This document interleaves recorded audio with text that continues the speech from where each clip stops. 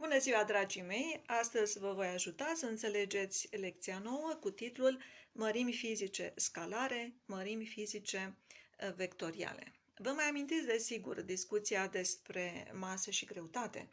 Am observat atunci că masa se caracterizează doar printr-o valoare numerică. De exemplu, pentru masa unui corp, valoarea 10 kg, în timp ce forța de greutate este complet cunoscută dacă precizăm în plus direcția și sensul de acțiune. Am întâlnit până acum numeroase mărimi fizice ce se caracterizează doar prin valoare numerică numită și modul și unitate de măsură. Acestea se numesc mărimi fizice scalare. Ei bine, iată câteva exemple de mărimi fizice scalare. Masa, 1 kg, lungimea, 100 de metri, timpul, 5 secunde, densitatea, 1000 kg pe metru cub, volumul, 20 de metri cubi, temperatura absolută, 0 Kelvin. Unde observăm masa egal 1 kg, 1 valoare numerică, kilogram unitate de măsură.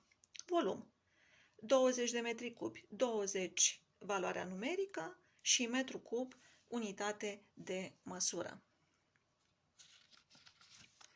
Mărimi fizice vectoriale. Mărimile fizice vectoriale se caracterizează prin valoare numerică sau modul, unitate de măsură, dar în plus, față de mărimile scalare, sunt caracterizate de direcție și sens de acțiune. De ce este nevoie de mărimi vectoriale? Răspunsul este destul de simplu. Anumite mărimi fizice, precum viteza, accelerația, forța, pe care le vom studia anul acesta, necesită mai multe elemente pentru a putea fi caracterizate. Ca de obicei la fizică, să exemplificăm. Presupunem că un tren se deplasează cu viteza de 90 km pe oră.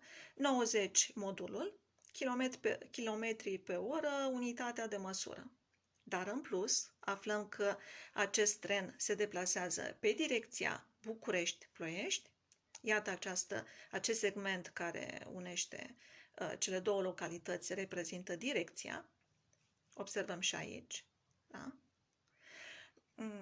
Și sensul de deplasare a trenului de la București către Ploiești. Sensul se reprezintă prin acest vârf de săgeată. E foarte posibil ca în același timp să existe un alt tren care să meargă cu aceeași viteză și pe aceeași direcție București-Ploiești, da? Dar în sens invers, de la Ploiești către București. Iată vârful de săgeată. Care sunt deosebirile între cele două situații? Deosebirile constau în sens. Sensul de la București spre Ploiești, da? Și de la Ploiești spre București. Ce au în comun? Direcția. Direcția este aceeași. Segmentul care unește cele două localități. În continuare, să răspundem la întrebarea: cum se reprezintă grafic o mărime vectorială? Răspunsul este printr-un vector. Ce este un vector? Pe scurt, vectorul este un segment orientat. O să observăm în următoarea aplicație. Despre ce este vorba? Un corp cu masa de 1 kg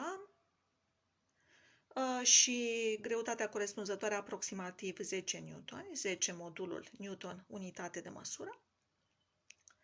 Este lăsat acest corp să cadă, deci este în cădere liberă către Pământ, fiind atras de către Pământ. Cum reprezentăm vectorul forță de greutate? Vectorul forță de greutate se notează cu G și o săgeată deasupra.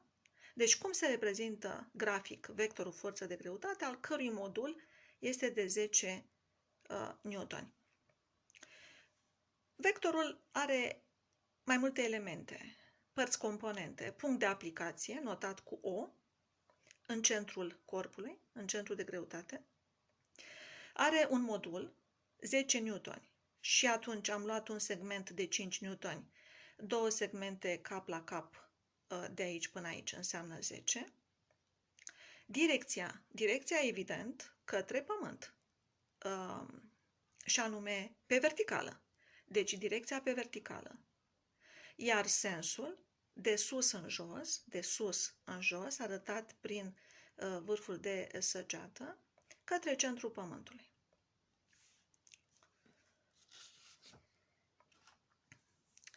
Și acum o aplicație.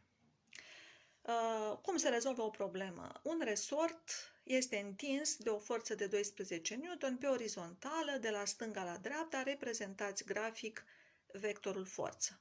Deci, o altă forță decât cea de greutate, și anume o forță deformatoare sau de tracțiune în acest caz.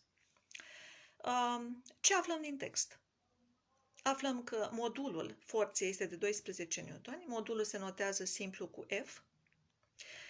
Aflăm direcția orizontală, sensul de la stânga la dreapta.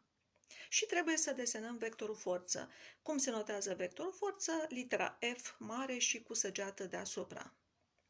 Am desenat arcul inițial, apoi arcul întins de o forță de 12 N.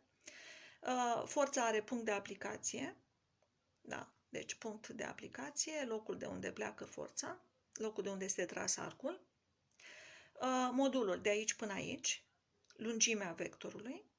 Am luat un segment de 4 N, 3 segmente de 4 N, deci egale cap la cap, 12 N. Direcția orizontală, acest segment este direcția, iar fără sensul de la stânga la dreapta ar fi doar un simplu segment, dar așa, împreună cu sensul, segmentul este orientat, deci el devine un vector. Vectorul se mai numește segment orientat, da? Deci este segmentul acesta împreună cu sensul, vârful de săgeată, care ne arată de la stânga la dreapta. Notăm vectorul cu F și săgeată deasupra și am reprezentat în felul acesta vectorul forță. Succes!